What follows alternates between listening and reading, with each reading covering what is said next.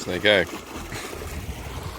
We're just lowering the water level in this pond for a bit, just because we want to try and transfer some of the bigger fish from Pond Dillon to Pond Albert.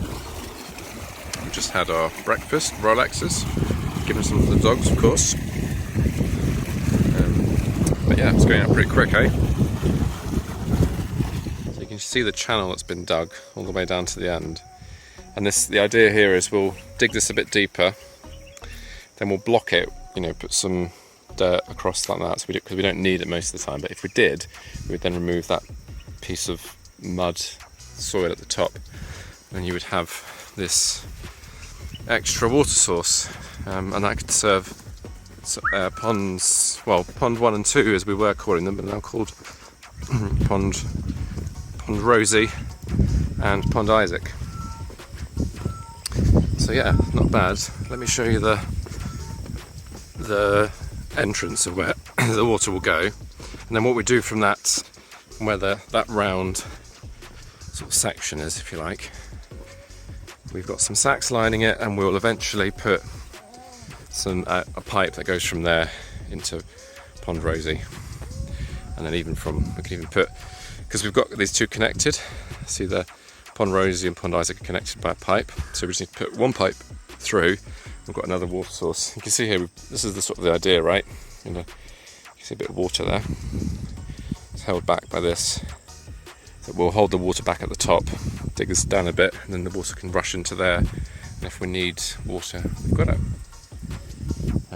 It's always funny because you dig it all up and it looks pretty, barren, not much growing, and then you see where we dug. You can't even see the channel that we dug all the way along there, because it's just been overgrown with native species, so a bit of damage to start, but then it will look good eventually. So we're just getting ready to reduce the water a bit. You can see it's gone down. It was above that pipe, now it's below it, which is good.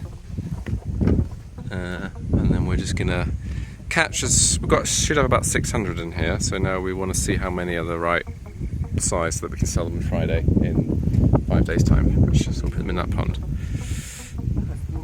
So we drained the pond, we harvested some fish, and then we put them into that pond, and you have to take my word for it. I got a bit wet, so I didn't want to go in the water, but basically it's pretty good. We've got 98 in Albert Pond, this one here, which is fantastic. And then still got maybe 450 I think in here, and we're just going to sample ponds 1 and 2 to see the growth rate, because those fish that are in here come from the top ponds, which is Pond Rosie and Pond Isaac.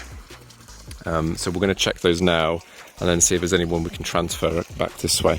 So yeah, pretty pleased. So just wrapping up for lunch. We've transferred quite a few fish now we found 2 fish that were big enough, so we put them into Pond Albert, which is fantastic. And then we found maybe 22 that were good size, and we stuck them in there. And we've done just one of the ponds so far, and bearing in mind that we were sampling for size today, so really what we're trying to do is find how the fish are growing, what the average size is, and I think they're on point, which is fantastic. I haven't of course done the maths yet, but I'll do that later. But we thought any fish we do catch at the correct size, we'll move them across, because we'll need some more. Got a couple of visitors behind me. It was funny actually. My sister came out, and we were with them, and we went on safari, because of course, wonderful thing to do. And the chap behind me is the park ranger, so he was one of the people there. So I was talking to him about this project, and he was very interested. So he's arranged a visit.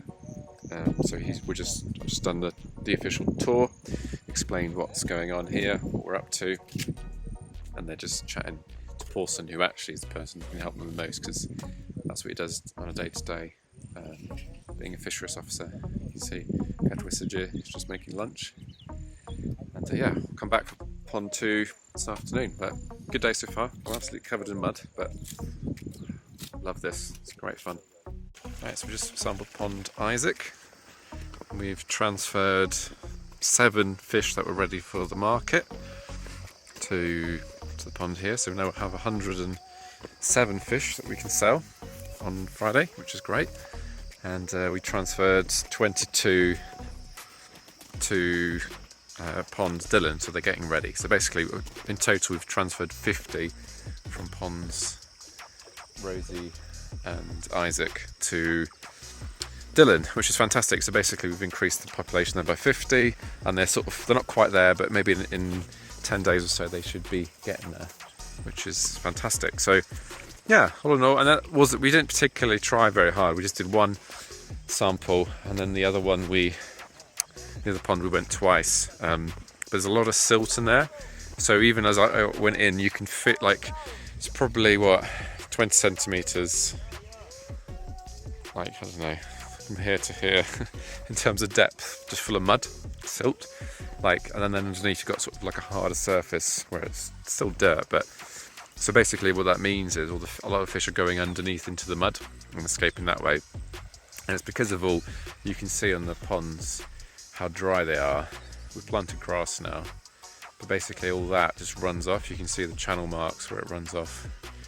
So now we're planting this grass, and hopefully it'll take, and then it won't be so bad.